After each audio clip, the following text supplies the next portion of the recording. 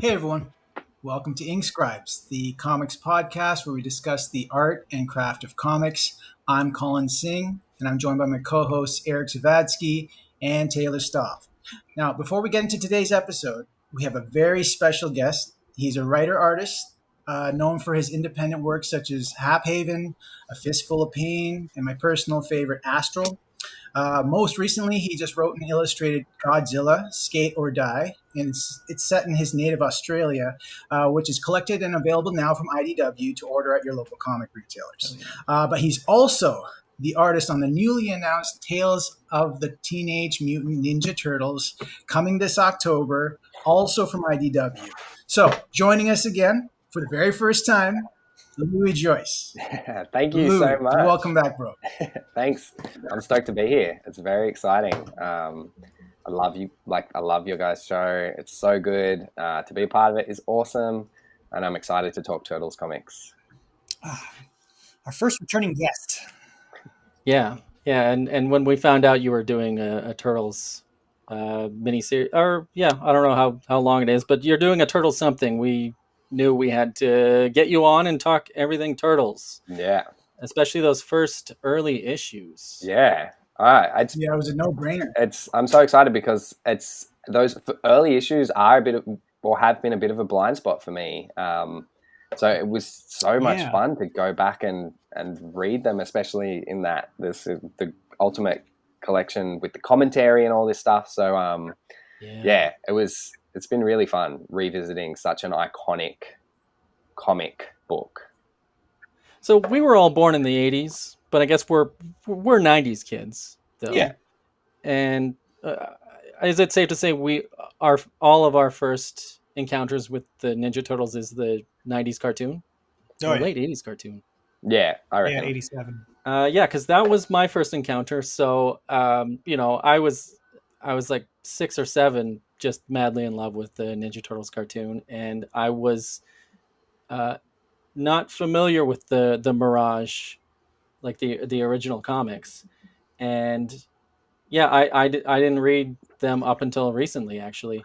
My first encounter was I was buying the Archie comics, Ninja Turtles. Right.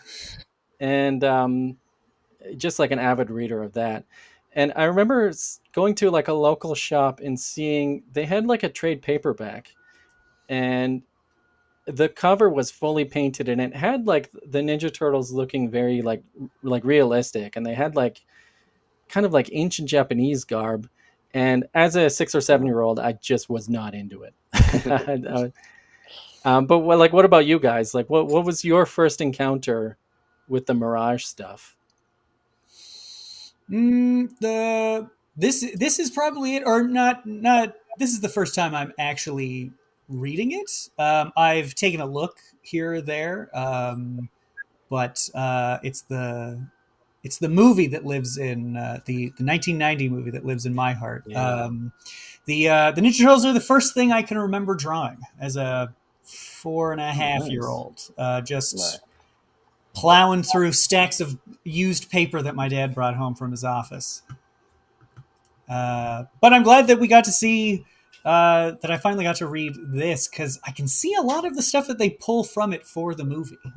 There's so much of this in the movie. Yeah.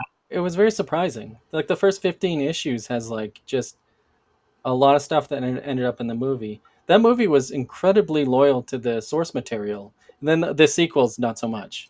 No. Yeah, I was born 87, so the same year the cartoon started airing, and so I've missed. I was pretty young, but obviously loved. I found a photo recently of me with a Leonardo cake. It was my 4th birthday, I'm pretty sure. So you couldn't not be caught up in Turtle Mania. That whole Turtle Mania thing. But for me. And I also had a few random scatterings of the Archie comics, I think, as a kid that I remember reading, but none of the Mirage stuff. And for me, the movie as well was like my major memory touchstone, but not the first one, the second one, The Secret of the Ooze, which we had recorded onto a VHS, off the telly. So I had all the ads on it, and I can just remember watching that over and over and over again. And I loved it. Like, I absolutely loved it. And of course loved the first movie as well when I went back to see it. But for the comics, I never really encountered the Mirage stuff. My dad had one of the first graphic novel printing, which printed, I think, the first 2 issues or so, and in color as well. So I think I used to read that a bit, but also at a young age, I think I was like a bit put off by it. It didn't look like the cartoon. It didn't look like the Archie stuff, which did look kind of like the cartoon. So it was quite a while till I really started to dive into the comic kind of legacy that the Turtles have. And with the Mirage stuff, really not until more recent years have I been getting into that. What about you, Colin? Well, the cartoon was my first exposure to Ninja Turtles, and they consumed my life. I got the action figures in kindergarten. Play sets. That's kind of how it snowballed. But in terms of comic books, my first exposure to the Eastman and Laird comics was their adaptation of Secret of the Ooze. That was a prestige format graphic novel. I guess Eric Larson had the license to do Ninja Turtles comics for Image Comics, or through Image Comics. So I remember the first issue being like a red cover with the Turtles on it. It was drawn by Eric Larson. But it's not coming to me if he drew the insides. I don't think he did, but he had an artist draw the insides. I think he assisted on the insides. He assisted on the insides. Yeah, I don't really have too keen a memory on that series, but that was my first time. That was the first time I bought Ninja Turtles comics for myself. There were Archie comics when I was a kid that like my dad or my uncle would give me, but they weren't the same as this. Like, I was coming into this more, well, it was Image Comics, right? It was that era. So Turtles were still cool to me in that era. And Eric Larson's... They are cool in every era. They are cool in every era, exactly. Every incarnation. I love the Turtles. But for the Mirage stuff, I didn't actually get into any of like the original Eastman and Laird stuff until probably my late teens, early 20s. And I read a lot of that stuff around the time through trade paperbacks. I have a couple of old trade paperbacks where after the first year or so of stories, or rather the first 12 or so issues, they started getting other artists to illustrate the stories, and they were writing them. I remember there was an alien invasion story that was very much like the X-Men Shi'ar stuff, with 2 warring alien warlord sisters, 2 princesses. That was a really great story. But other than that, this stuff, I'm revisiting it probably for the second time ever in my life. And I got a kick out of reading this stuff over again. I did feel like, in terms of the artwork and in terms of just the story, they were very much Eastman and Laird. Like, obviously, it was 50-50 cut all the way through. That's their kind of their mentality, so you can't really know who did what. But Eastman still illustrates stuff now, and a lot of his stuff looks like this. So I think Eastman may have done the heavy lifting artwork-wise. But this stuff still holds up. I still get excited about it, and I still kind of get a hoot knowing that this is like the most important comic in modern comics history, let's say, right? For independent creators, you think so? And for mainstream media overall. Yeah, I'm with Colin epitome of what you can accomplish with your own property if you come up with your own IP, really, through comics. Yeah, so it's a perfect intellectual property. Like, it is infinitely iterable. Yeah. Just look at every live action movie, every animated show, every live action show, every animated movie. Like, you can reinterpret them in any way, and you can still, for any era, and it still hits. Kids still love it. Yeah. Adults still love it. Yeah. I think it's the 35th anniversary of that first movie, and keep an eye out because it's supposed to be coming back to theaters. Oh, really? Yeah. I just rewatched it and I was shocked at how good it was. Yeah, it holds up. It's surprising how good that movie is. Yeah. Yeah. It was the most successful independent movie of all time until I think the Blair Witch Project, like what they spent versus what they like the net gross or with the net take. It was technically or not technically, it was a independent film. Yeah. And then they rushed out 2 more as fast as they could. yeah, they did. Yeah, I had remember. heard. I saw somewhere that the Secret of the Ooze was supposed to have Krang and the brains and everything. Yeah. But they eventually like, no, we're not going to do that.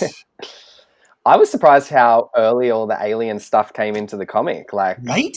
It Yeah. goes straight into that, and like the turtles are off world, and I was like, far out. I just didn't, because you have this perception of the Mirage era as the real gritty street like turtles, right? Or I do anyway. Like the real like rough and dirty and gritty, and they're killing people and like they take Shredder out in the first issue. They're pretty gnarly, but also like then it's straight off into outer space with the Triceratons like almost immediately, and Krang people, like Krang brains in robot bodies, and it's cool how fast it goes straight into that sci-fi, and getting to read the commentary in the back about their thought processes and doing all that was really cool as well, because to shed some kind of light onto their, imagine being caught up and doing one issue of something and then it achieving this success that you are just completely unprepared for, and then having to capitalize on that, and maintain that momentum, and the pressure of like that I would be really hard to handle, I reckon, and it's a testament to them as creators that they were not intimidated, or didn't let themselves be too intimidated by it, but also were free enough to just do what they wanted to do, because they understood that was a part of its kind of secret power, is like they were able to tell the story and tell the type of stories that they wanted to tell with this property the way they wanted to do it, and it was working. It's really cool. Yeah. And that's a big part of the space stuff, is they just wanted to draw what they wanted to draw. Yeah. And so from issue to issue, they introduced some wild and fun stuff that they wanted to cover. But yeah, I should say that we're looking at this Ultimate Collection Volume 1, which, as Louie mentioned, there's some great annotations written. Yeah. Mostly by Kevin Eastman, but also a little bit by Peter Laird. What's Peter Laird doing these days? Gentleman of Leisure. Good for him. Still counting for him. Counting all the. I had read in Tomorrow's American Comic Book Chronicles, they gave like a rough estimate of their wealth in the 90s, and it was something like $500 million each. Oh, man. In 1992, or whenever they set up, one of them set up Tundra Press. Yeah. It was like he could not give this money away. It was so much. So, who do you guys think could rival them with success? Like Robert Kirkman, maybe? I was going to say that would be the next Kirkman. Yeah. Kirkman or McFarlane, maybe. If he stopped getting sued, yes, McFarlane. Well, he ain't been sued in a while, so I think he's had time to recoup. But he's time for that. Eastman especially. I mean, Eastman and Laird. But Eastman, like what he did with his money for comics, he's got Tundra Press, like we talked about before, and he's given. A lot of books came out that wouldn't have come out from these really big creators that wouldn't have if he didn't have the money. Like Big Numbers, for one. We've done a Big Numbers episode. Check that out. And it's really unfortunate. Like they made a lot of mistakes with that money too. Just as many successes, there are as many mistakes. A lot of that money went down the drain for one reason or another. But like these guys love comics. These guys like still cared about comics and cared about the creators, cared about the work. They wanted people to see the work. And, they were instrumental in a lot of really important projects in comics history. But that's kind of putting me on the spot. Besides big numbers, I can't name a second one, but maybe you can, Eric. Don't worry. Don't worry, I got one. Madman Adventures by Mike Allred. Taboo, edited by Steve There you Bissett. go. Another anthology. Understanding Comics by Scott McCloud. Yeah, well, which the Understanding Comics almost got Very important. published by Tundra, but not quite. Yeah. No? Oh.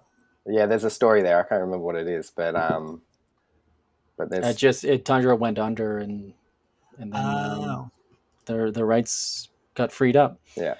But yeah, so like, what did you guys think of this first issue? Like, it is very rough around the edges, but there's a lot of things that Eastman and Laird do that elevate them above like other similar comics and their imitators. These comics are very ambitious. The page design is great. Yes. And these comics have fantastic pacing. And just the overall concept is strong. And especially the visual. The visual of these, like, each turtle has a different weapon. Yeah.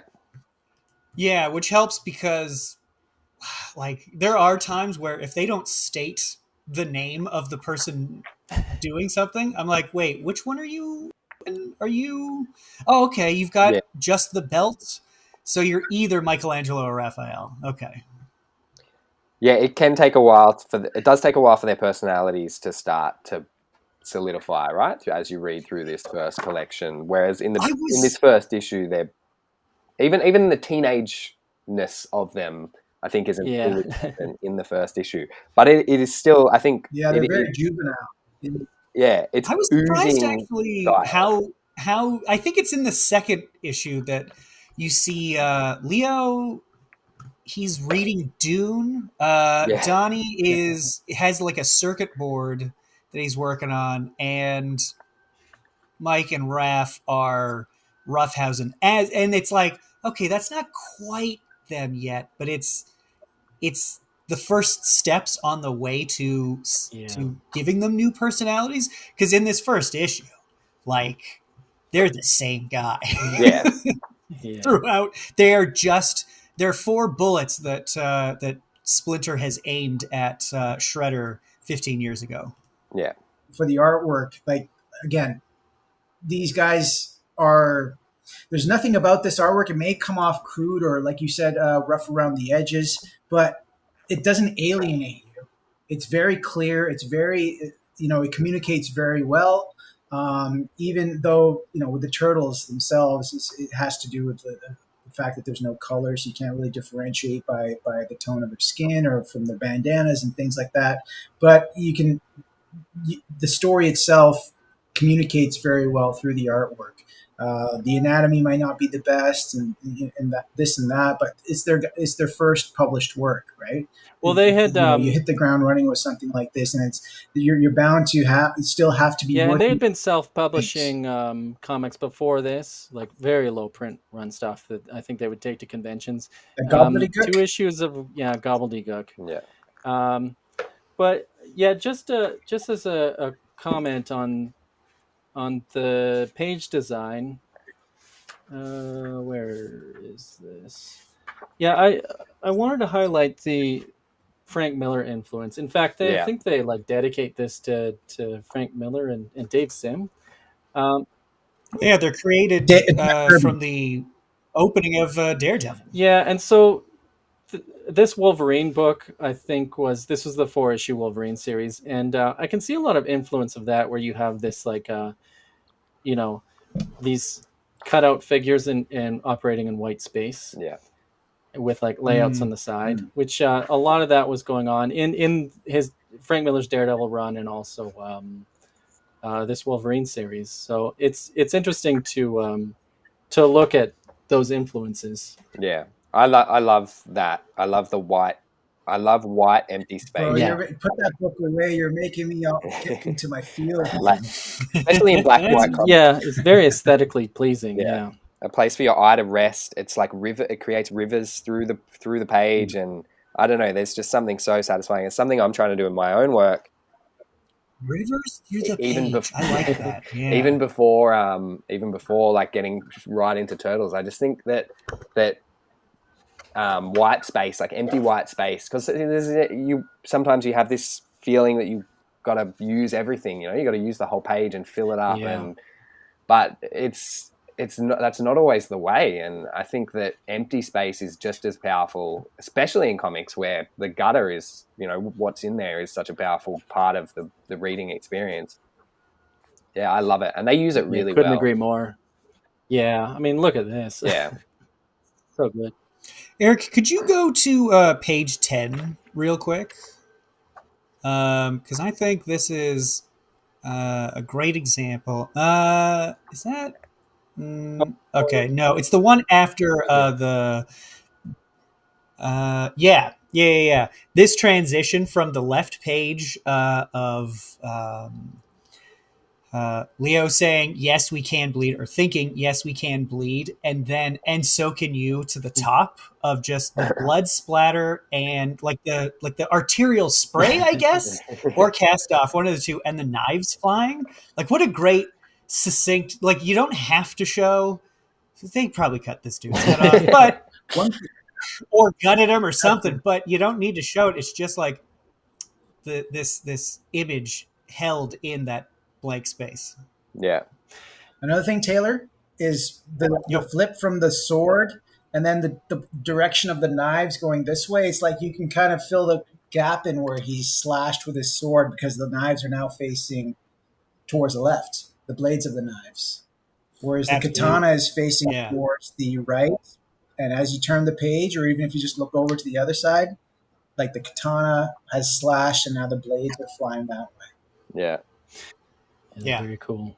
Another thing they seem to have taken from Frank Miller, is the captions as like thought balloons, because I think prior to Miller, I believe it was just all thought balloons, and see our Batman Year One episode about the pattern and what'd you call it, Eric? The rhythm. The rhythm of Frank Miller's captions. Yeah, I think especially in towards the end of his run, he was using he stopped using thought balloons, and so Frank Miller was using captions to get into the character's head, and that's a big influence there, which makes it holds true to the ninja aspect of them. They're not exactly steeped in ninja-ness, but I do love that they're not just declaring stuff out loud. They're thinking, they're meditating on their abilities and their mission. Right. Yeah. And like this page speaks to the pacing, which they speaking more about their ambition as well as the pacing, is like these were 40-page issues, and so they have room to do stuff like this. And they're so important. Like I think I read in the back that there was discussion about not having that page, the cityscape with just the grain in there. I think that was their one and only argument. But that is like one of my favorite moments and pages of the whole first issue, because after the action, after the intensity of that open, and all this stuff happening, it's this beautiful big moment that just allows you to pause and settle on what you've just witnessed and prepare yourself for whatever's coming next. And they do a big splash page like that. Like it's really dense, the issue in places, and they break it up really well with either full page splashes or even just big half page splashes that effectively allow you as a reader, I think, to reorient yourself in the story a bit, or take a moment and then just go back in. There's another good one of Donnie on the I think it's Leo actually on a rooftop somewhere. It's Raph off. He's going off to deliver the message. Yeah, just really nice. Yeah. Big moments. Yeah, I mean, it just makes for a really fun read. And yeah, this was 1984, so I think this is still the Jim Shooter era of Marvel Comics. And I think Marvel and DC largely had, for the most part, the 6-panel grid structure. So I don't know, like you see something like this and it's like, more bang for your buck. It's 40 pages and you got pages like this. In a little bit more violent, like you can compete with the Marvel's product, I guess. Yeah, the story I had heard, I think I watched a documentary on Netflix a couple years back that they had produced. They just produced one issue and then kept getting calls afterwards saying, "So where's issue 2?" And they're like, "What are you talking about? That's it." And then they kind of had to like, "Well, okay. I mean, if people want it." Yeah, they had a very Um, risky 3,000 print run for the first issue, which yeah, they thought, they'll take it to conventions, but they'll be sitting with those boxes for years and years. But it sold out, and then there was requests for more, and so they did a second printing of 6,000. And I think they ended up over several years they got to maybe 5 or 6 printings. dang. Yeah, and you can tell the difference because the early covers were just like a 2-color process. Let's see. Yeah, just a 2-color process. Well, the And first then when cover's you see red. the later, Yeah. yeah, and when you see the later printings of issue 1, as soon as they get into color, that's like year 2, because they don't get to do color until I believe. Color covers until not even issue 4. It was issue 5. So that's how you can differentiate between the first issue printings, which is fun. Can I go back to the pacing for the first issue? At least it's a 40-page story, but they set up the big bad, and have a confrontation with him, plus their own origin, plus why they're in conflict with this guy. Like, there's so much within those 40 odd pages that they like. How could you not get sucked in for the next one? That's one thing that I took away from that. That's what kept me going. Yeah. I think telling a complete story as well in a first issue of a book is such a good way to like solidify a thing, like your intent, like what this thing is, what you want it to be. Like, whereas if it was just a to be continued, it might not have had the same impact. Like I'm just speculating, but you know what I mean? Like having that full thing of just seeing like this full journey, Shredder, all these things established and a complete story in that first package really helps just sell the concept so well. Yeah, it's just such a strong visual and such a strong concept overall. So, what do you guys think of the difference between Eastman and Laird? Because I should say that, like, Eastman did this cover, and then so they swapped covers. So Eastman did the cover for 1 and 3, and then Laird did the cover for 2 and 4. Can you guys tell the difference between them? I find it really hard to tell the difference. And that's by design, because like these early issues, they specifically wanted you to not be able to tell the difference. Yeah, if you look closely. Yeah, that's okay. Wait, I gotta check out the cover to 3 here, because and I'll just very briefly show volume 3 here. I found interesting because issue 12, story and art by Peter Laird, and issue 14, story and pencils by Kevin Eastman. So if you ever are inclined to like discover the differences between them, you can look like this. This is Laird, this issue, and then Eastman is this issue with an assist by Eric Talbot. So that muddies the water just a little bit, but I do think like Eastman stuff is a little more angular. Yeah. And Laird's has more roundness to it. So yeah, I just found that interesting.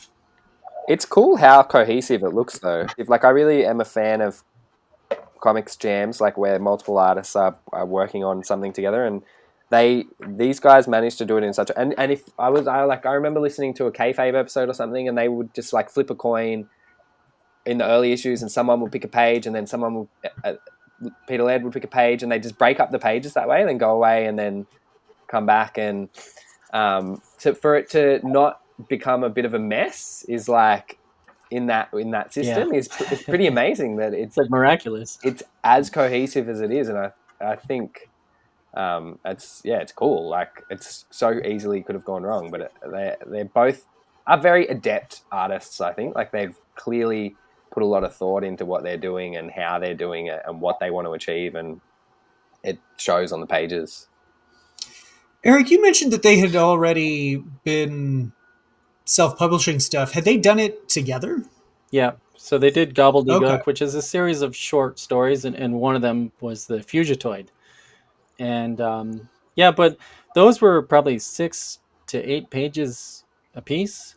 Like I think Ninja Turtles was the first one where they did the full 40-page story, and then this entire book is the first 7 issues plus the Raphael micro story, and that it ends up being something like 300 pages, and which is fun because you get to see the evolution, because the stuff in issue 7 does not look like this. And I don't know about you guys, but this is such an iconic image for me personally. I was into the cartoon, and I was a loyal reader of the Archie stuff, the Archie Ninja Turtle stuff, but I had stickers of the Eastman and Laird stuff, and I had this was everywhere. This image, this was on stickers. I think it may have even been on the toy boxes, and so this image is big for me. It was like the trading cards for me for the Marvel stuff. Like a lot of the covers Marvel covers got reprinted as trading cards for runs of Wolverine trading cards, X-Men trading cards, and that sort of thing. And that was my first exposure before I actually started reading the comics. In some cases, I was always reading comics, but for a lot, like the last episode we were talking about Sam Keith, a lot of Sam Keith's Wolverine was on trading cards. That was the first time I saw it. Yeah. I mean, a lot of this stuff ended up getting reused, right?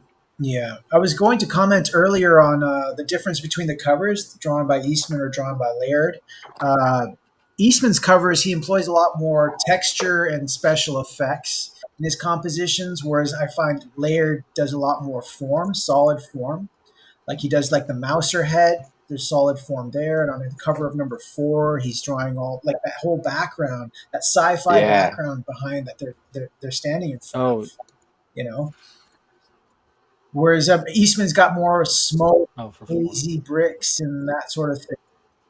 Yeah, the lights of the van and all that. Yeah, that's a good point.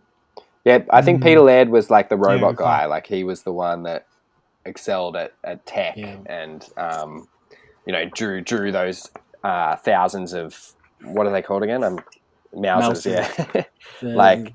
Which the chaos of the Mouser issue is really fun. But that there's that panel with just them all lined up and I think that was a lot of that were his concepts, and he obviously because he could make functional looking machines, and they each had their they complemented each other.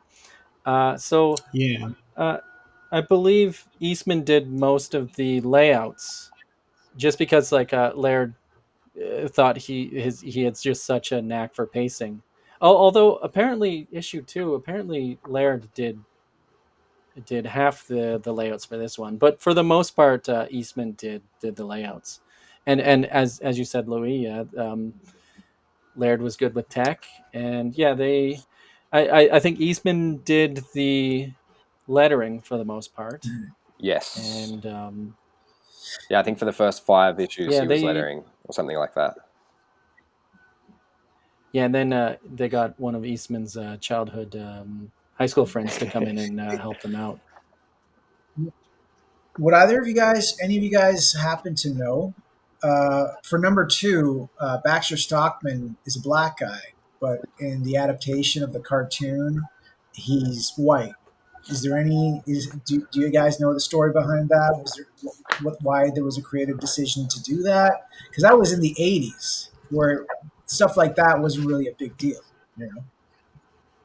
Yeah, I don't think there's anything out there of it. There's a bit here where Peter Laird says, "I was going for a real nerd look for Stockman, whichever color he ended up being." April's just enlisted as an assistant. Yeah, so that's the only reference I can find to that, and otherwise I don't know. Do you guys know? According to the subreddit, which take that for what you will, because the Shredder was already Japanese, they didn't want to have the villains to all be minorities. Oh, okay. Another contributing factor could be the fact that he's constantly calling Shredder Master. Yeah. Right. Which, yeah, that Just makes like sense. in Spawn, they didn't want to make Spawn a black movie where the antagonist was a white guy, so they made one of the supporting characters a white guy too, right? Terry Fitzgerald. That's right, Terry Fitzgerald. Yeah. Huh. Yeah. So as you alluded to earlier, Taylor, we get to see more of their personalities in the second issue. This is fun, like seeing a lot of their influences. You can see in the bookshelf here. Like here's Cerebus, and they say Stupid Wars, but they're huge Star Wars guys. And Ronin was just a huge influence on them stylistically. Frank Miller's Ronin. Yeah. But throughout this entire thing, like I think Michelangelo is probably the character that doesn't like. Do we get any sort of hints at what his thing is throughout these first seven issues? He just kind of comes off as the youngest to me. He doesn't seem to really get the party dude, the cowabunga party dude, until the TV show. Right, yeah. Where they added the pizza stuff and the cowabunga, like, and the Southern California accent, and because like these guys, they all should be talking like this, you know. But so yeah, like Raphael comes off as kind of a hothead, and then Leonardo clearly the leader, and Donatello does machines. That's right. That's how it goes. Those sexy machines. Yeah, they take a while for Mikey, I guess. I love the way they draw Splinter especially in the first few pages of issue 2. Like just that, it's just like such a. It's like the brush, the aesthetic of the tool is just like used to capture that fur in such an effective way, and then those like just white eyes coming out. It's just really, it reminds me of like Michel Fife's work, you know, like where a natural mark that a tool does is used to embody a character, and I think that I get that feeling from this early like Splinter representation. I really like it. Right. Yeah, that really stood out for me too. Yeah, it's just so stark and appealing. Yeah. The whole duotone paper thing is interesting as well, which I didn't really know anything about it. Check out our our Big Numbers episode for more information. Yeah. So it's a paper that they would ink onto, right? But then they would use chemicals to bring out the lines, or is it a separate piece of paper to? Yeah, you would kind of paint on a chemical to get the lines that should look just white, but it would bring out that duotone that a lot of diagonal lines. There's also like variants of which direction, but yeah. So I think Laird discovered it by seeing like illustrators were using it, and when he saw that, like he was wondering like what is that they're using. He discovered this like a craft tint like duo shade paper, and I really associate it with the Ninja Turtles. Like artists were using it before Ninja Turtles, and they were using it after the Mirage stuff. But like for me, it's very cemented in my mind of like the style of Ninja Turtles. I think I saw that it was like $8 a page at the time, and then each sheet was like around 17 by 22, so they could get like 3 comic pages out of one sheet. Oh, that's pretty good. Yeah, especially if you're leaning on it for we're not going to have color, because that's even more expensive. Yeah, and it's It's so beautifully done. This scene right here is part of the movie. This is how we're introduced to the turtles, which, I mean, it's just so perfect to like see their weapons dispatch like some enemies before they show up. Such an effective way to introduce them. Oh yeah, because they are all so distinct, which is, man, it really plays into, it's the first step of their individuation. Yeah, and just such a cool visual. Like we all did art for this episode, and it's just like this character might be my favorite, but I really want to draw that weapon, and actually I want to draw this weapon. Like there's just such a fun aspect to drawing these characters. Which, Louie, you're drawing them every day now for work. Yeah, like you must be having so much fun. I am. It's like, you know, they have such cemented personalities and identities now that it is really fun to try to inhabit those myself and express them on the page. And but also then it changes a little bit for every different generation of turtles, you know what I mean? Like they all follow a overall template or idea, but each one kind of shifts a little bit, and it's really fun figuring that out. And I think comics are so much a part of the turtles' DNA, right? Like obviously they've become this huge, broader thing, but it all started in comic books.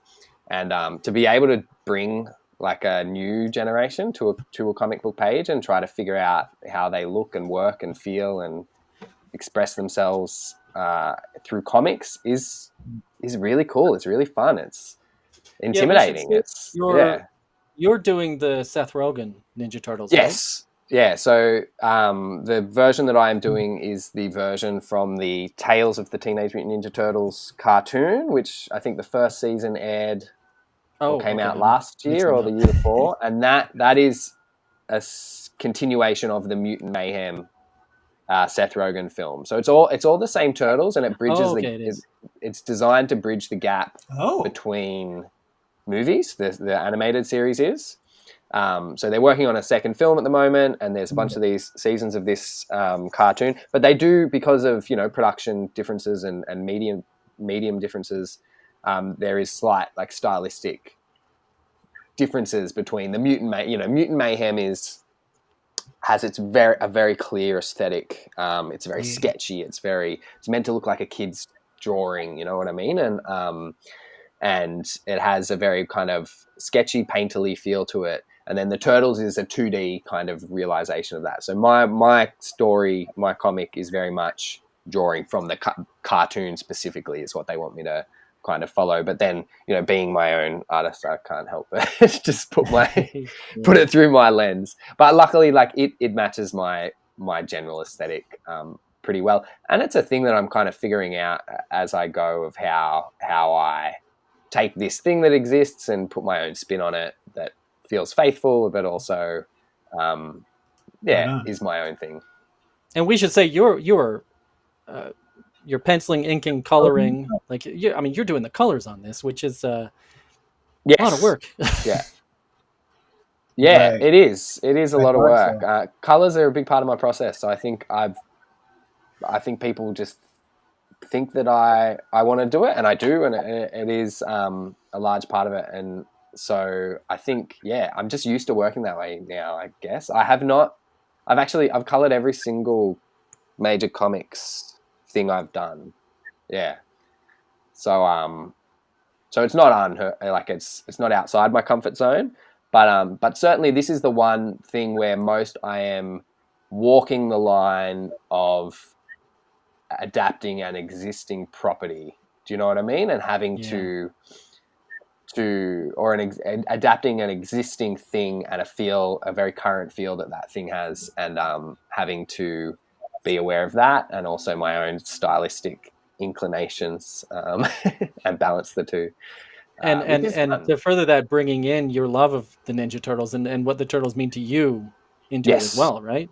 Yeah, definitely. I think the great thing about where we are now, maybe with like stylistic adaptations, especially ever since Spider-Verse came out, I think Spider-Verse paved the way for Mutant Mayhem to look the way it does, and the cartoon draws on that. But the thing that is really good about all these things is that they are allowing space for artists, comic creators, to express themselves in unique, or like to push boundaries, to express themselves in ways that feel authentic and unique to them, and to not have to adhere to a very specific, it has to look this way idea. So remember, editors, and we know you're watching, think of Louie when you don't want to, when you want somebody to bring the passion and to not have to deal with too many people, because he does it all. Well, yeah, for now. So what did you guys think of this? Because I want this as a poster. This scene. Yeah, it's so cool. And I'm sure they've done covers like that would have at some point through the Turtles' history, right? That draws on that close up. Oh yeah. This is issue 2. Like they've got this figured out 2 issues in. Like they know what the appeal is. This is the episode. Cool. This is the issue that I love. This little, not at all. To explain to April what's up with them. They just say, "Go read the first issue." Cut to what a great story. Oh yeah, I love that little. It's already out there. We don't need to spend time. They did enough printings of. They printed double the amount for the second print. So and I think that actually speaks to the humor, the surprising amount of humor I found in these. There are a lot like I think I was expecting a lot more of a grim and gritty tale of murderous teens. That was the reputation from. Yeah. As kids, we loved the cartoon, and the reputation was like, oh, that's they take heads off and stuff. Yeah. But no, it's super fun. There's in issue 3, they spend pages, like huge amounts of real estate on a car chase that goes nowhere, but it's just kind of like, it's fun. It's kind of it's like Blues Brothers almost. Well, and that speaks to the ambition that I was talking about. Yeah, because I guess when you have 40 pages, like, oh, well, let's do a car chase. And like drawing cars. Yeah, I think that's a really hard thing to do as well in comics. Is, I think like a car chase, and they do it quite well. And I think it is that thing of like it's early days, and they're like still in a space of being like, well, shit, what do we do now in issue 3? And then someone's like, I don't know, what about a car chase? And then they go for it. But like sometimes a prompt, something like that, is just a great way to avoid writer's block or artist block, right? Like to just have a really tiny, small starting point that you can build from is so much easier than a blank page or 40 blank pages and being like, shit, what do I do next? I've also looking them up quickly here, and so Eastman was 22, and so he's got energy to burn, and and Laird is 30, so he's got he can still get after it, but probably good to have a 22-year-old to assist you. Because 40 pages, like the amount of work they're putting in, they're really going for it, I guess. Like you can make critiques of the anatomy, but 1, you see them get better every issue, and 2, they're just like they're not half-assing this. Oh, I mean, yeah, he gave himself the challenge. Like, let's have an entire issue with a car chase. Like, I think it's like 16 pages that it goes on for, and that's to my point earlier about like the similar comics that were coming out in indie comics and in mainstream comics. Like, I think they were just like pushing it a little further than everybody else.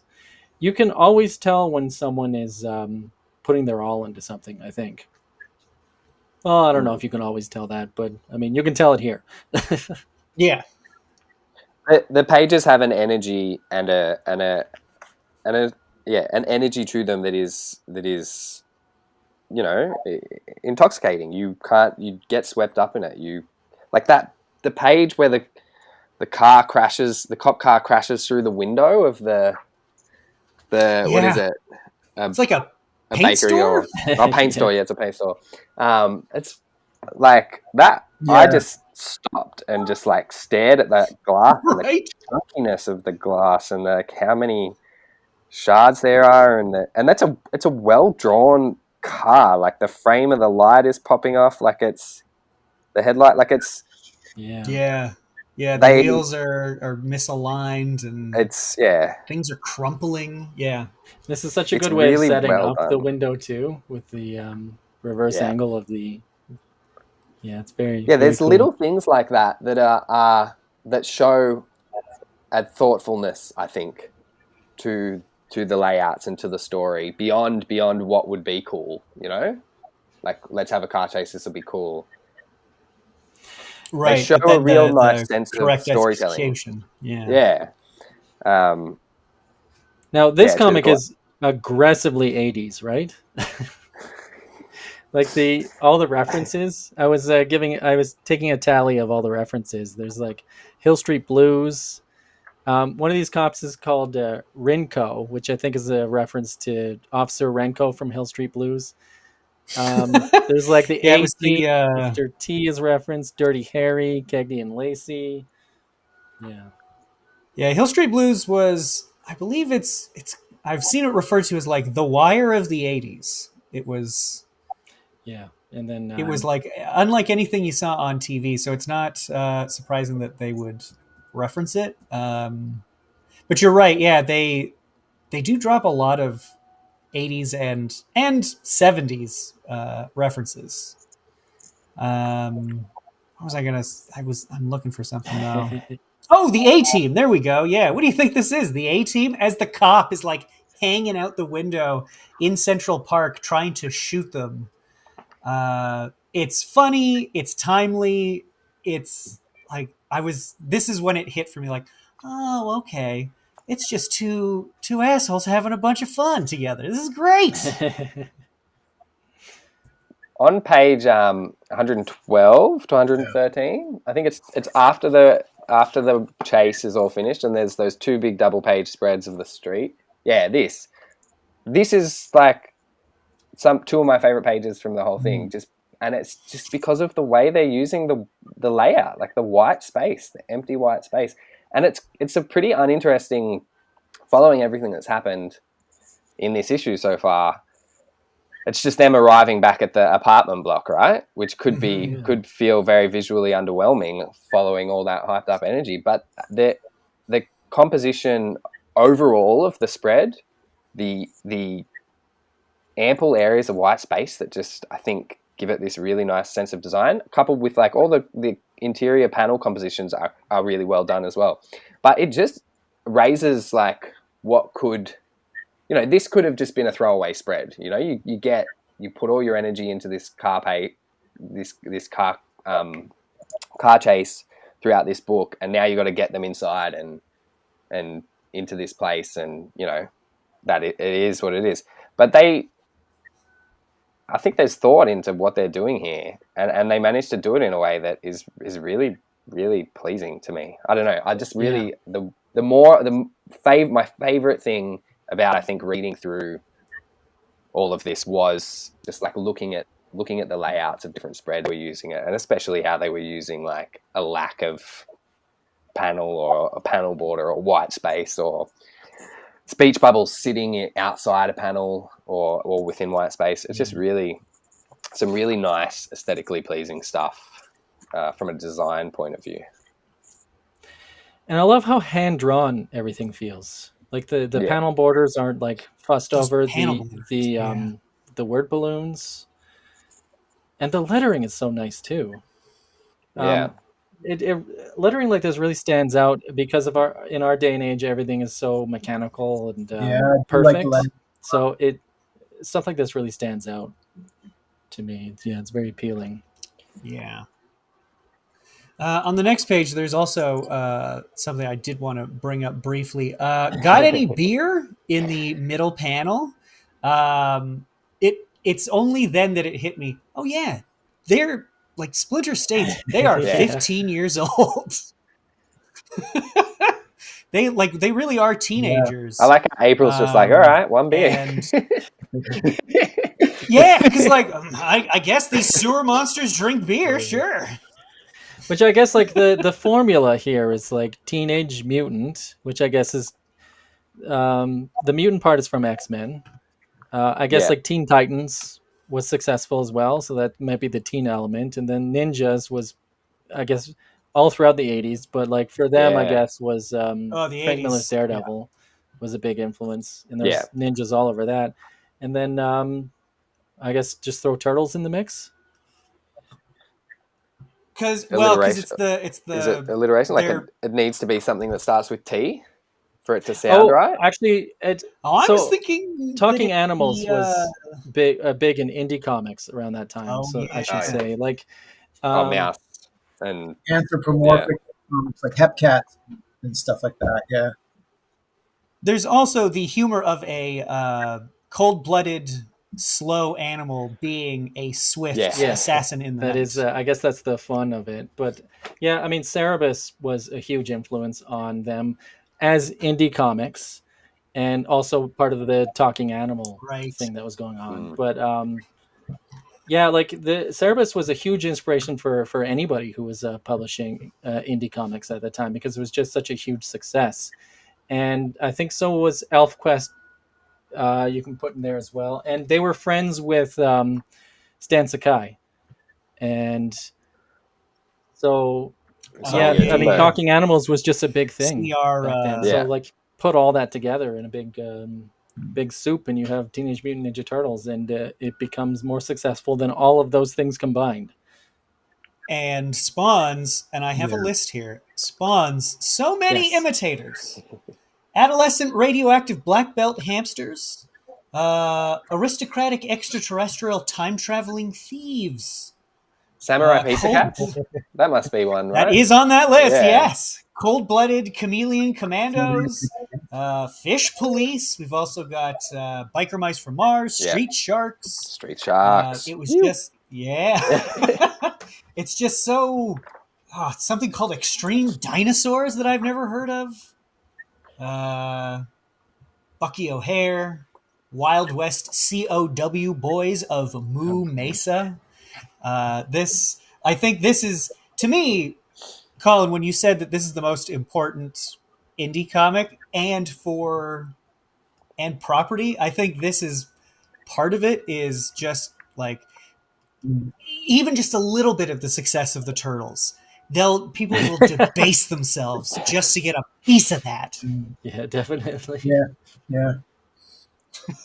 But I think like nothing has achieved the same level that the Turtles has, and I think because it's easy to look at that title and be like Teenage Mutant Ninja Turtles. All right, that's a silly concept that obviously just sells itself, right? I can come up with something like that. That's easy, And obviously a lot of people did. They were like, put a bunch of funny words together, an anthropomorphic character, and we'll be printing money. But for a lot of those concepts, that's not how it turns out. And I think, there's something in the Turtles that works so well, and it is like a quality beyond the quality of storytelling, beyond the cartoonishness of the concept, both willing to engage with the cartooniness of the concept, but also not be beholden to it, or not treat it as if it's like that's all it is. To be able to move past that and try and do, really interesting comic stories with it. Well, Louie, as you pointed out, like it's, what is it, issue 4 or 5 that they're talking with Triceratops aliens, and this comic opens with them brandishing weapons in a rundown 1980s New York alleyway, about to kill some gang members. Like it can go, you're right. They can go from street level to the fantastical and back again without any kind of need to reset or go like, oh, that was weird, wasn't it? Or anything like that. They can just kind of traverse any story type. Yeah.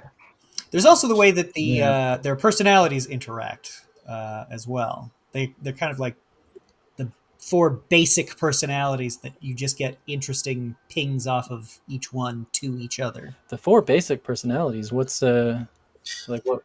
This is the 4 humors theory. The party dude. Yeah. Basically, you've got because you can see it in the Seinfeld characters, the Harry Potter schoolhouses, the Sex and the City characters, Scooby-Doo humans. Like, it's just the turtles are just kind of the purest distillation of like loyal leader, intelligent guy, driven by his emotions and driven by his senses. Like, they all just kind of ping off each other in very interesting ways. And even though they're not fully developed here, you can see that they're starting to try and like, okay, well, how would Mike and Raph interact? They'd start roughhousing. Leo and Raph would yell at each other. What's funny about that is that Eastman says he's approached about like this stuff all the time, like the analysis, this kind of analysis that you're describing, and he's just shrugs, and he didn't put much thought into it. They just created. I'm sure they didn't. Yeah, I don't think it's something that you need. I think if they had thought it out, it wouldn't work as well. Yeah. I think they just kind of found where they found them naturally, but because you can strip away all of the. Because you can be anything and go anywhere, they can be a lot more pure in their depiction. They don't have to be specific to 1984 New York. You can have Seth Rogen hey his way through a Bebop and Rocksteady role that's in a movie that has the exact same feel, but not the exact same continuity as the 1990s Jim Henson movie. I think about this a lot is what I'm saying.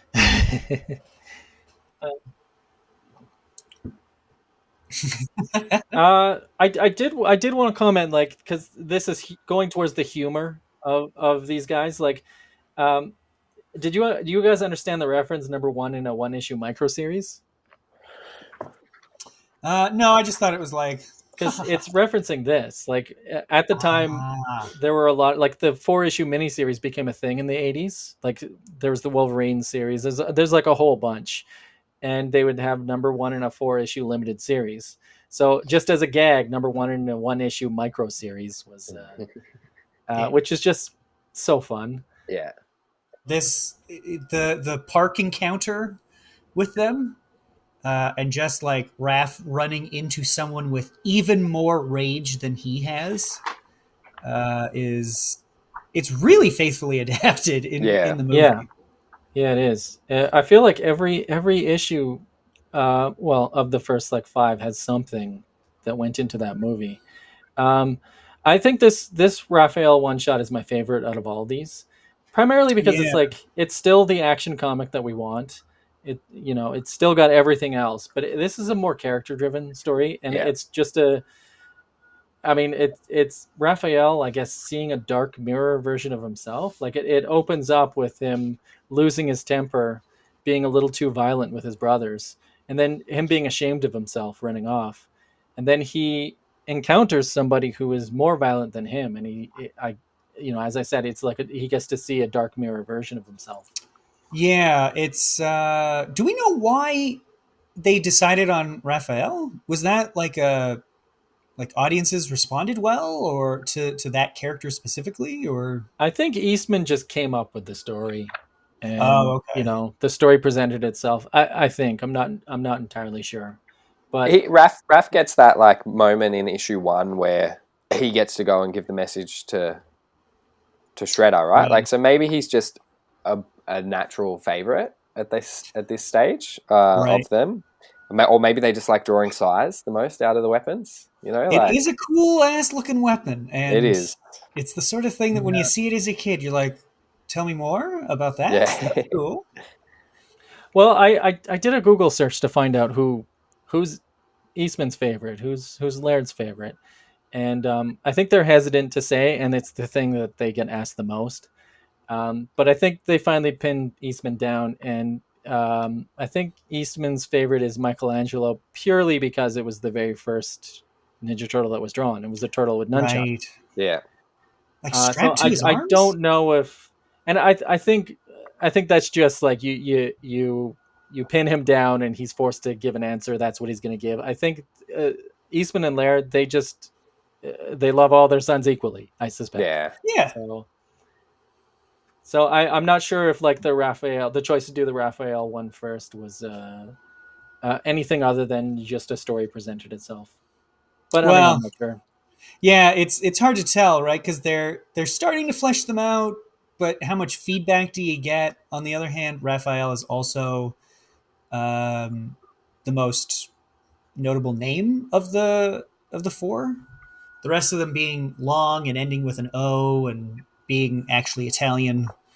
Apparently, Donatello was potentially going to be called Bernini at one point. Yeah. My favorite Baroque artist. Oh, yeah? Oh, yeah. I dragged my wife all the way to Italy just to show her some statues by that guy. They may have called him Bernie for short then, I guess. That would have been cool.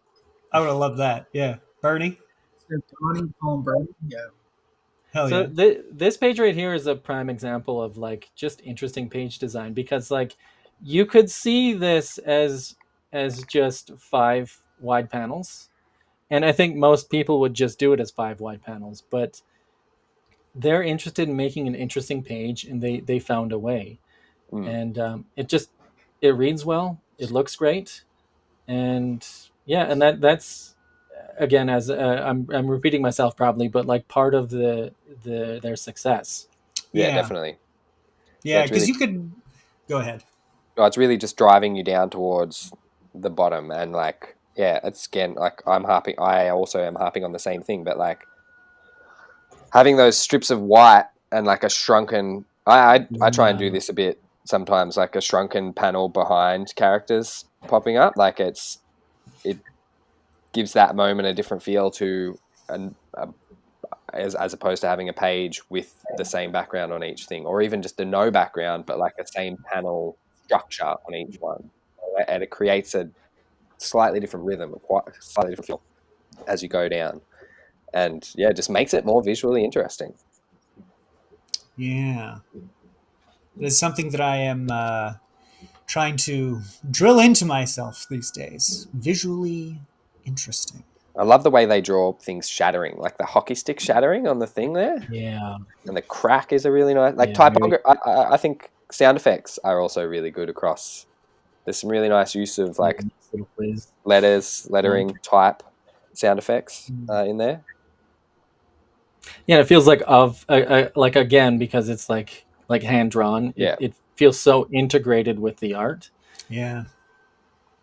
Which is kind of a lost. It also looks painstaking. Like they're putting a lot into it. Yeah, especially with the tones. Like, yeah, I mean, I don't know if I'd be so confident with with placement, because I guess I don't have enough experience with it. But yeah, you know, they're with each issue they're racking up more and more experience, and yeah, they know exactly when to go all in and when to hold back.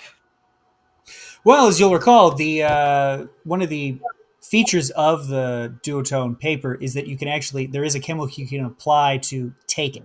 I wondered about that. Oh, okay. So I wondered if maybe they would just be going in with a white paint or something to then work back into it or something like that. But I guess it makes sense. It's that back and forth that made it so popular for a time. Yeah.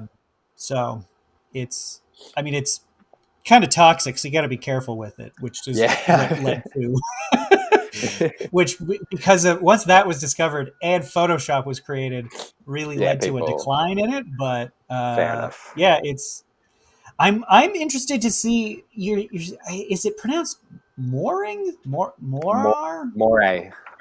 The Moray effect. Yeah. Yeah, because one of the things about duotone was that when you shrunk it down, you couldn't see the lines. You got just the tone. But I guess that's not really happening here, or they're not looking for it to happen. Yeah, no, I don't really see Yeah, it happening. Might happen viewing these pages on a digital, like if you try and read this on a phone, you might experience moire then as the page is shrunk, and get these weird patterns going through it. But what size did they draw the original art at? Has there been an artist edition for Turtles? There must be, right? Yeah, I think for the first issue, I believe there's an artisan edition, which I don't know if it's the actual size, but I mean that it's long out of print and very expensive. Yeah, it is interesting to see because the tones have faded, and so they're like they haven't faded, but they've turned kind of yellowish over time, and so you can more easily differentiate between like the inks and the tones, whereas like right here they just all blend together, right? Yeah, I think it's interesting that they were working stuff out because in the first graphic novel version where they color the whole thing, there's no tones in that. Yeah. So the story behind that was that I think they were just, they inked the pages. They put all this work into it, and then I think they were a little paranoid that as soon as they start putting the tones down, they might screw it all up. So they just, okay. I think they went one town over and just did very high quality photocopies of every page before they went in. That's why, and it just worked out that they used those to color. That's why I always wondered if it was a separate piece of paper thing, but they just copied it. Yeah, and I saw a version where like this was colored, and it's just not, it wasn't as striking to me with in fact I think for the colored version, I think that Splinter wasn't as inked, didn't have as much black on him, and it was just less striking. Yeah, I mean they are using black and white just really, really well, just so well. It's hard to imagine it ever being better in color. And I don't think it is. Yeah, I think I looked at the color version and I was not impressed. Yeah. This is fun because they bring the ninjas back after doing about 5 issues. We get some more ninja fighting. It's so important to the visual identity of the book. The turtles fighting the Foot. There's something interesting about the sizing of the turtles that I never really got. So reading this, they are often referred to as being very small, which was new to me. And almost like they're half a human size. They're supposed to be, but that's not actually how they're drawn in the book a lot of the time. So I think look at her beside April. Yeah.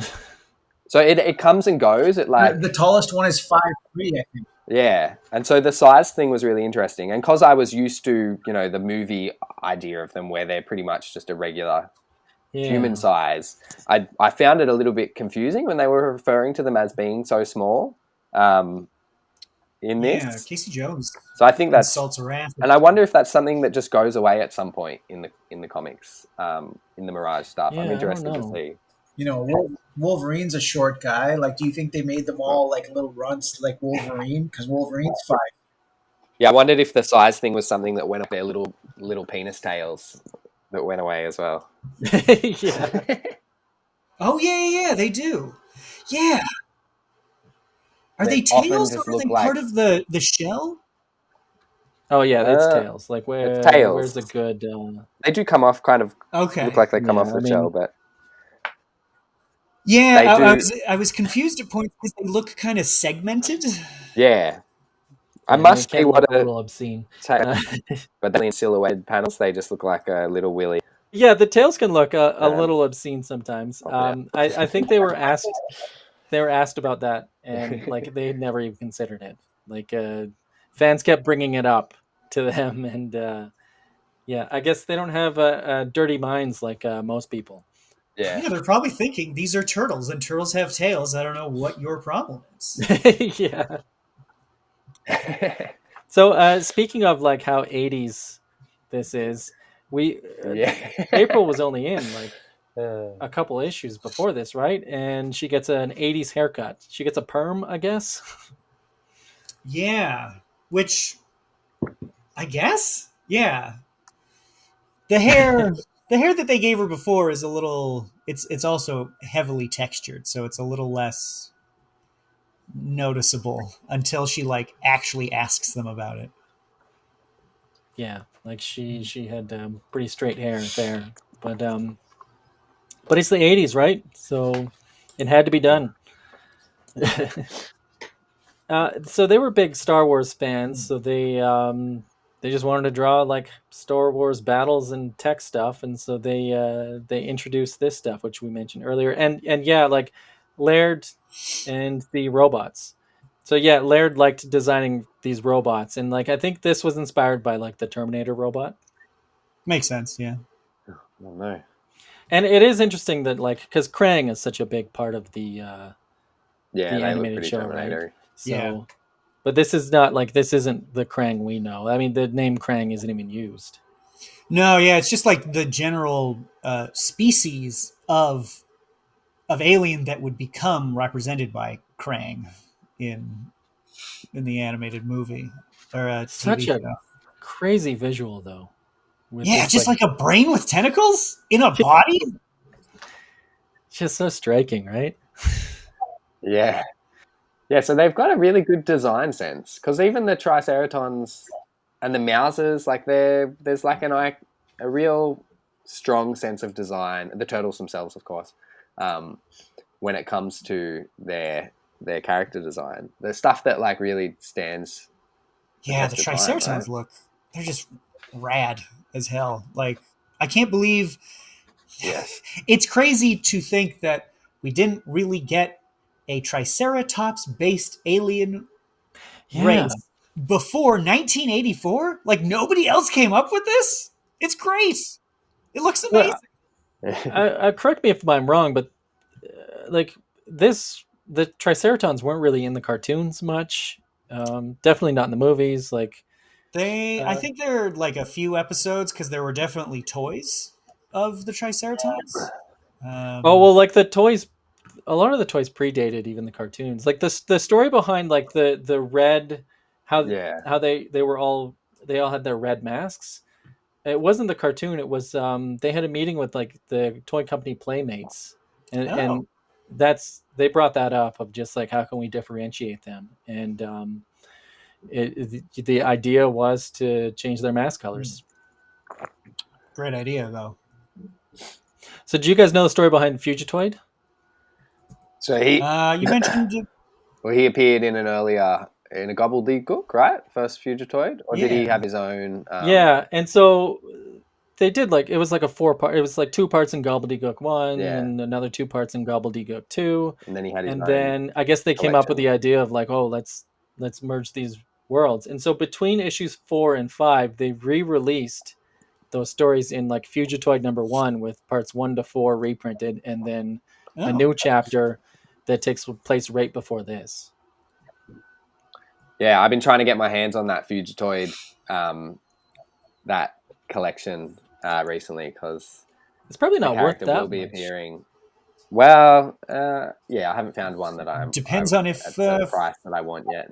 Depends on if Fugitoid is going to be shown up in that TV show and or gets written into Louie's book. It's already been announced, and we can say that the second arc does revolve around Fugitoid. Cool. So it is a reimagining of the character, and a character that I wasn't hugely familiar with, but Andrew Joustra, and I might be pronouncing his last name wrong, Joustra, but he is the writer, and he also worked on the Mutant Mayhem film and the cartoon show. And he's a really cool guy and has a very deep attachment and love of the character of Fugitoid. If you go, he's posted some great stuff about his, the thought processes that have gone into it. And so getting to bring the character to the comic with him is going to be really, really fun. I'm really excited to do it. And yeah, I'm looking into him. I started looking into finding that collection. Right on. But it's a slightly tricky one I've found to find so far. Louie, again, do you a have cool any of the robot. original comics at all? Of the Turtles comics, or I've got the like Mirage random.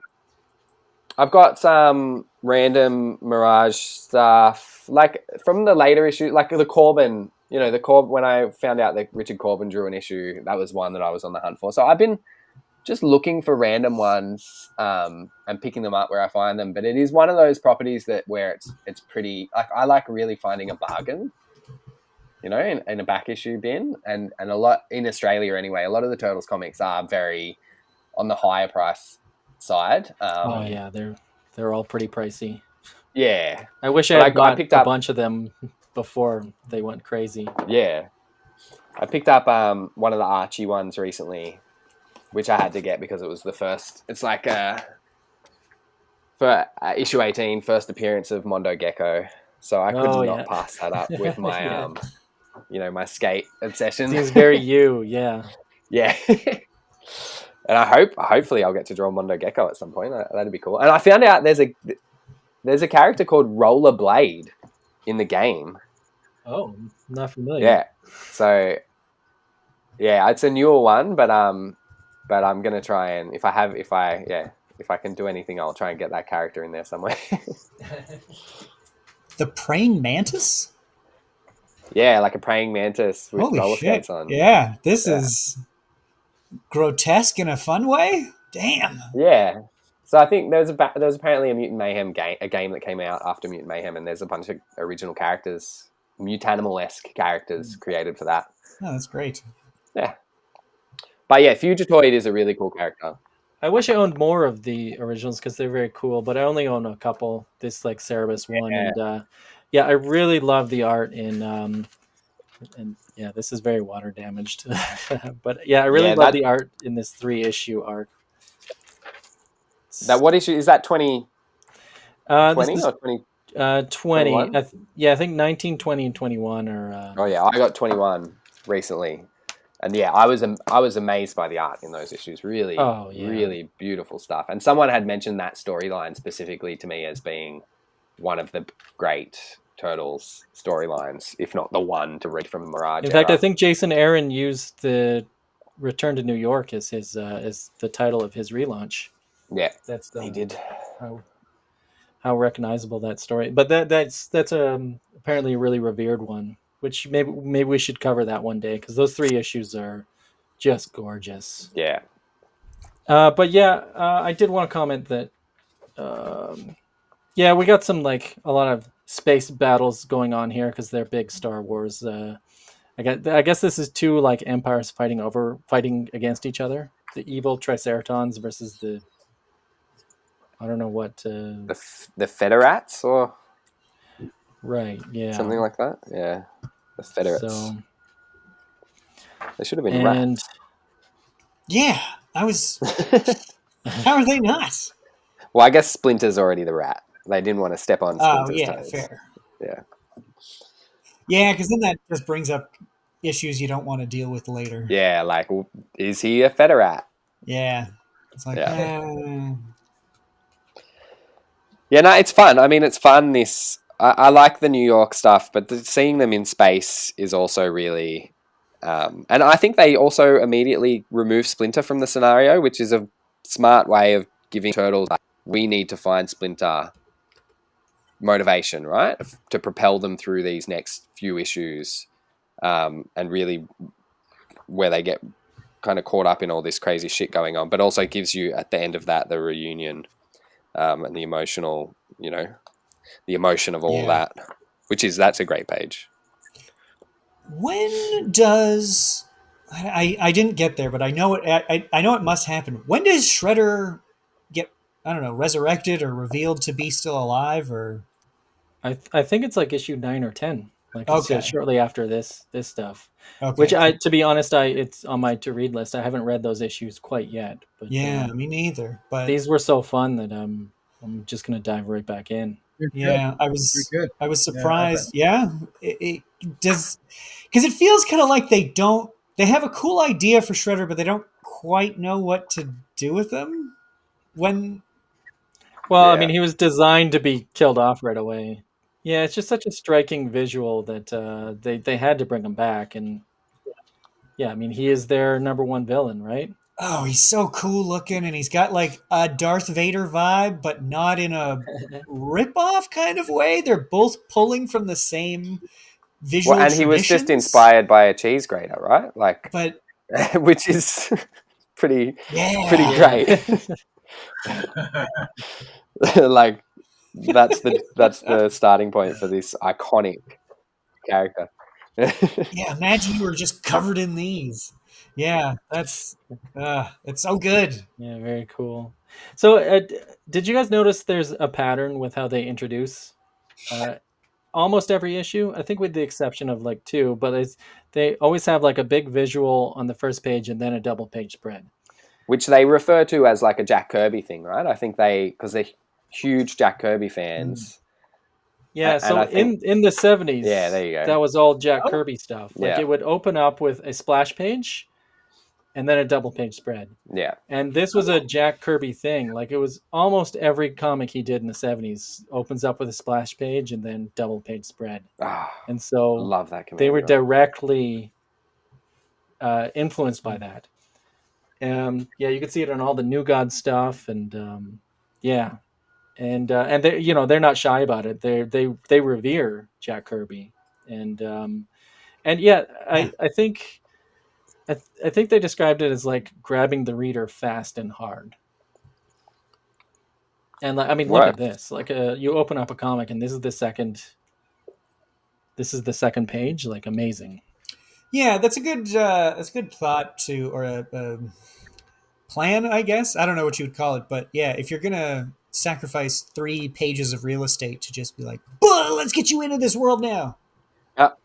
And then you can just propel people into the story at a much faster with the higher clip. page count, they've got the space for it. Right? Like, it's so hard to in a 20 to 22 page comic. It is so hard to do any splash pages, and I threw a bunch into Godzilla Skate or Die, but it's like it is every time.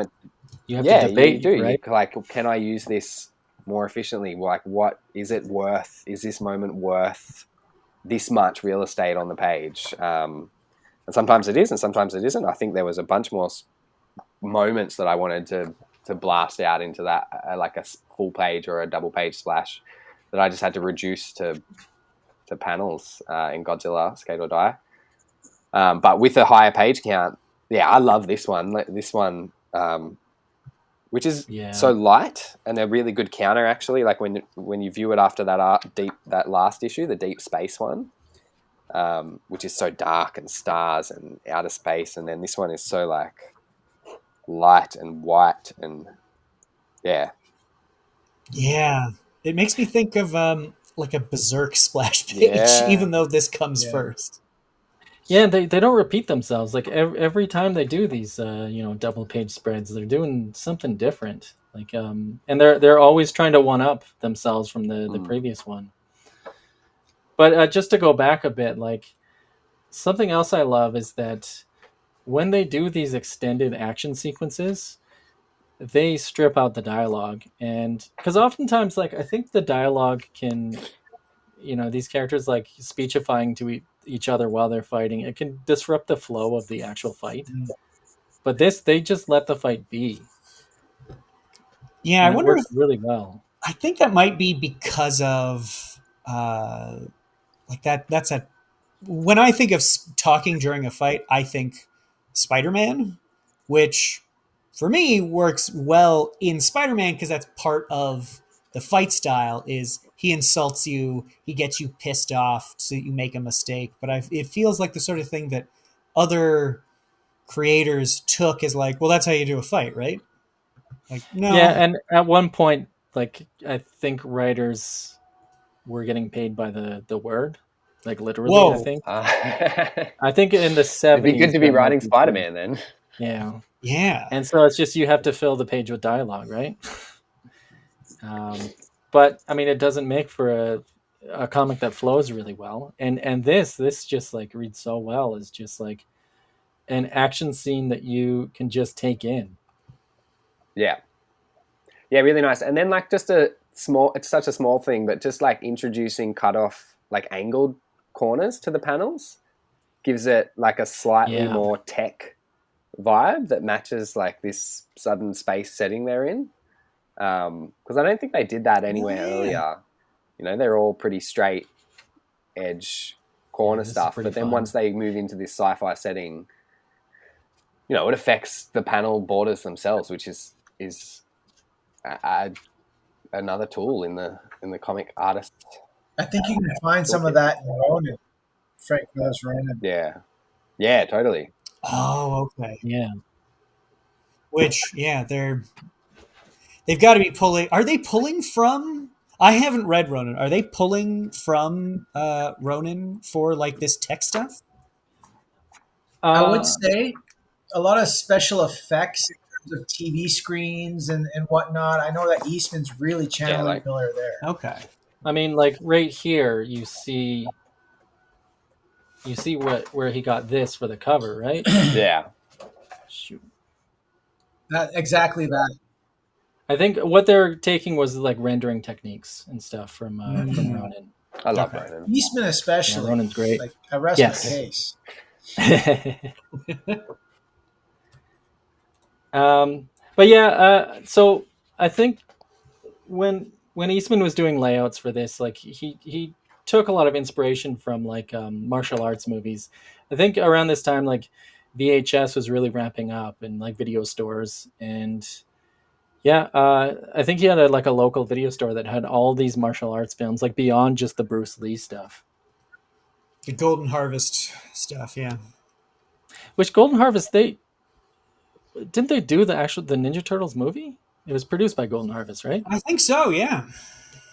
Yeah, it's let me see. It's either they produced it or they distributed it. One of the two. Well, a New Line, I think, distributed it, but the second two, yes, but some made up distribution company, I think, it's like THE or something like that. Yeah, and I should say that like we get to see the front cover, but another fun thing was a lot of these were like wraparounds, which are very cool looking. And we're on the last issue basically here. It's interesting because like they did the first issue sort of like kind of thinking that'll be the only one, and then from 2 on there's a continuous story. Like 2 ends with Splinter being missing, and they're only reunited fully with Splinter by issue 7. So this is like an almost 300-page, odyssey for them as creators. And if we can just compare like what the Ninja Turtles look like 7 or if you count the Raphael story, like 8 issues in, like this is how they're drawing them, compared to like early on, this is what they first looked like. Back at the very beginning. It's such an evolution that they went through. Yeah, they kind of get more human-y and less turtle-y. Totally. Yeah. That's what I was just thinking. It's a good way to put it. And I love that initial turtle. Like that's the thing I bounced off as a kid, but now I love that real. There's something very appealing to it's very stylized. The grimace of the face, perma grimace. Yeah. I saw Declan Shalvey's been doing some turtle stuff, and he's really brought back like weird like he accentuates that. Okay. I haven't seen that. I got to check that out. I love Declan's work. Check out Eric's appearance on Declan Shelby's YouTube channel. Oh, right. Nice. Yeah. So I mean that about covers it. This is pretty much the first time I read these 7 issues, and they were just so much fun. I think it's just incredibly inspiring more than anything for us as creators to see this stuff, because like this is basically 2 people that built this. Yeah. Like for movies and cartoons, you need like an army of people, right? And like almost everything we know of, like anytime they remake turtle stuff, like a lot of the mythology is within these 7 issues that like 2 people were behind. They just sort of willed this comic into being because they wanted to become comic creators. they put their head down, did the work, and through passion and hard work, they created a cultural phenomenon. Yeah. This between them, this episode and our Michelle Fife episode, I'm feeling that juice. Yeah, so with the Michelle Fife episode, with the Copra episode, we said like that is the most inspiring indie comic of the last 15 years. Undoubtedly, this comic, Ninja Turtles, is the most inspiring indie comic of the last 50 years. Oh yeah. Yeah. How about you, Colin? Are you feeling this? Are you feeling this indie power? I was gonna say 40 years, because if you go to 50, I'm sure like Cerebus or one of those other books would probably fill the void. The success of this one obviously can't be denied. It's just that overall, without Cerebus, you wouldn't have. I mean, like there's no, it's no competition. Yeah, and I agree. I love Cerebus. Yeah, like Cerebus inspires this. Needless to say, we're going to definitely revisit Turtles. But yeah, Turtles it's incredible. It is, and it's amazing. It's so cool how when you read the first issues, it looks and has the feel of underground comics that I see and have seen for the past, 15, 20 years at comic conventions. Like it starts from a very similar space, and obviously it is really, really good and really, really accomplished, but it starts and feels and looks like work that we do, that creators do, that is attainable in a way. Like, and yeah, I agree. Just truly inspiring, and a lot of really great lessons from them. Being not afraid to just tell stories about stuff that you're interested in, that things you're passionate about, going further down the Turtles' journey of supporting artists that you love. The fact that they don't withhold the Turtles and actually give the Turtles to all these artists that they love and whose work they love. And, they get Richard Corbin and all these people on there to tell their versions. And they're not like, no, you have to do it this way. They're like, we love your comics. Make comics. We love comics. I think it's, and all those artists got to keep a piece of those comics that they did. What? Yeah. Those aren't reprinted without... well, that's why there's a Dave Sim one, right? Which doesn't get reprinted, isn't there? Because he's never wanted it reprinted. There's a spotty history with like reprinting this stuff. And I think recently with like the omnibus collections, they've reprinted pretty much all of that early Mirage stuff, except the Dave Sim Cerebus one and the Rick Veitch stuff. Is that I think Rick Veitch has basically said like, pony up money. Like, you're not reprinting this stuff without paying me, which is fair. Is that why number 13 is missing from volume 3, I think? Volume 2 or 3, it goes from issue 12 to issue 14. Yeah, so in these Ultimate collections, we're missing a couple of issues, and they did have the number 2. They have,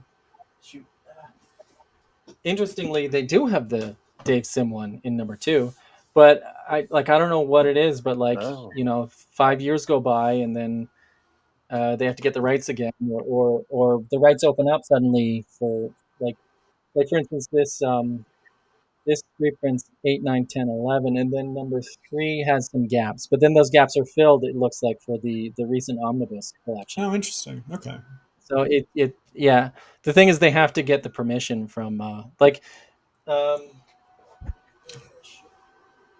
which is why Eric needs to be drawing every issue of Assorted Crisis Events, which is on sale now, and pre-order that trade paperback coming in September. You know what, Taylor? When we start getting those life insurance sponsors, that's all you, man. You're so good at it.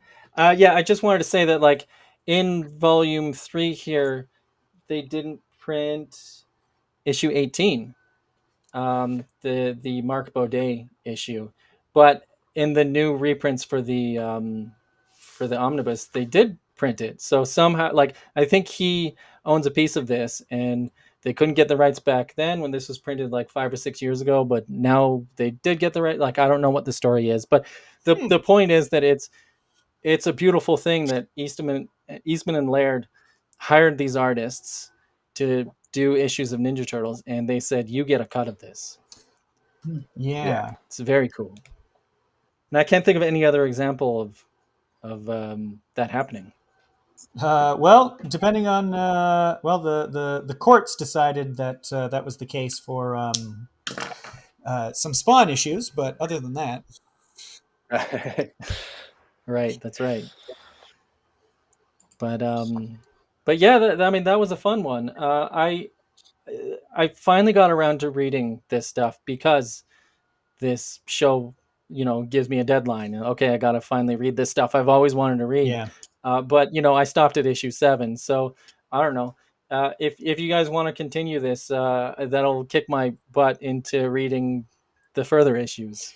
Louie, you want to come back? I'm keen. I'm a similar thing. I had read not much of this stuff, and getting to read it now, especially while I'm working on a Turtles book, I can almost call it work. Yeah, that sounds like a tax write-off. So yeah. So yes, I am absolutely keen. Right on. All right. Well, we all are artists, and especially for this episode, each of us sketched one of the turtles.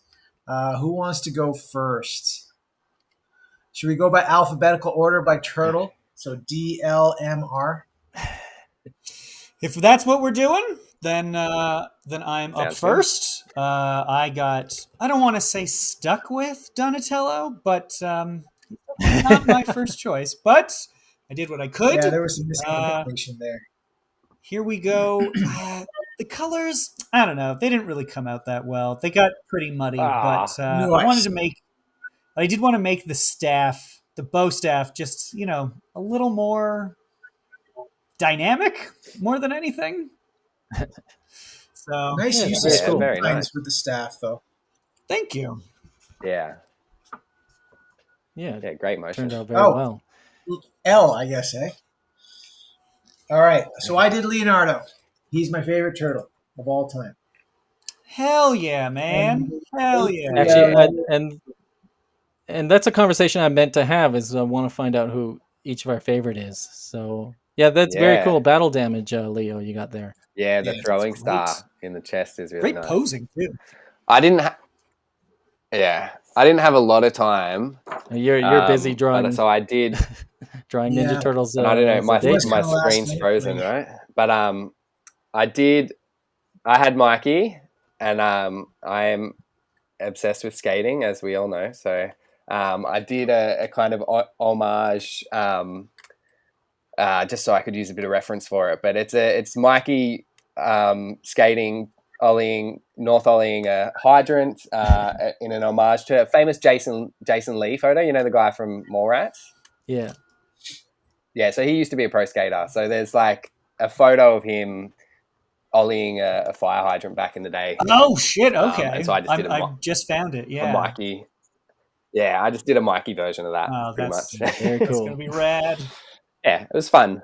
Nice to get the nice out. So just for anybody watching this, we can't see. It's like a frozen screen, but we can see it in the edit, and it looks amazing. And, did I do art? I did art. You had better have done he's art lost for it. this at least. I did do art. This is my Raphael. So good. There's a local comic artist, Jarrett Hartnell. He created these repeater stamps for to create stamp screen tones, and I bought them a while back. I haven't had a chance to use them, so this is my first experience using them. And I have not gotten used to it. It's a little messy. Like I got ink all over me, and it didn't. I'm still getting the hang of it, so it's not perfect. But I got to play with it more. But they are fun. Make sure to check cool. out repeaterstamps.com. You can check out Jared's laser cut stamps for infinitely repeatable screen tones that do not fall off. Yeah. Right. I should say I've got a bunch of them here, and I put right all up. But yeah, it's just laser cut in, and you just take a stamp pad and stamp them down. But you got to kind of like block areas off, and basically you need to play with it a lot. This is my very first experience using it, so it didn't turn out like perfectly, but yeah, it was a lot of fun. Right on. But I wanted to ask you guys, like, who's everybody's favorite turtle and why? You go first. Me.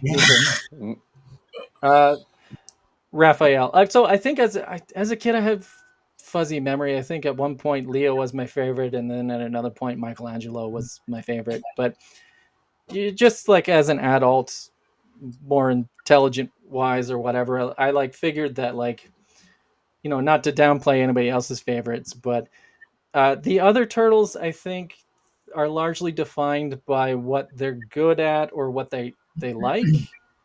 And Raphael is largely defined by a character flaw. And that's just very compelling to me.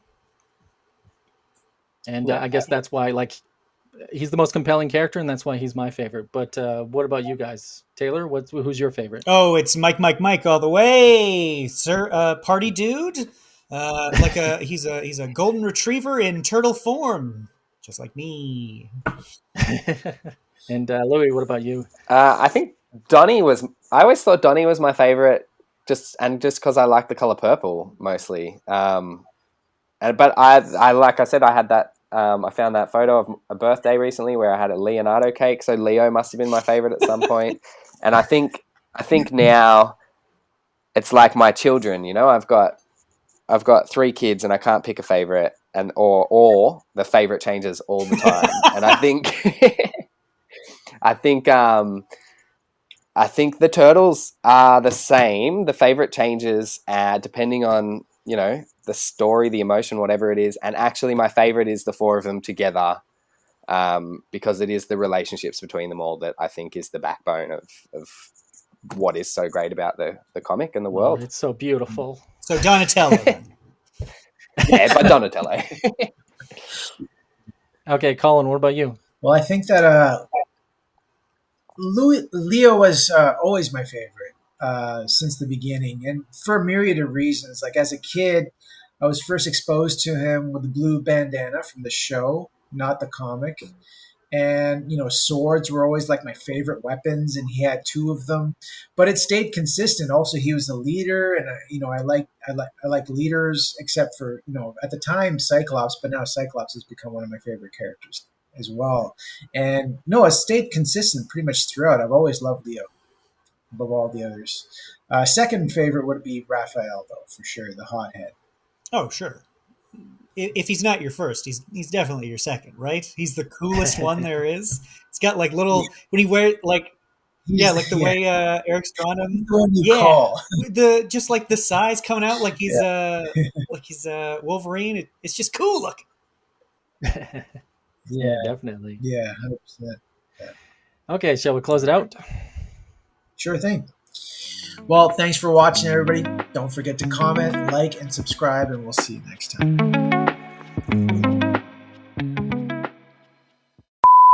SWAT Cats, the Radical Squadron. Stone Protectors, Avenger Penguins. Oh, you were only just getting started. Oh yeah, I was going to suggest, let's come up with one right now, guys. What's popular right now?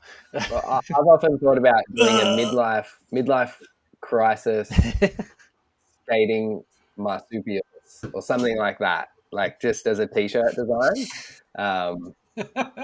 just because I'm going through my midlife crisis skating thing phase. Oh, yeah.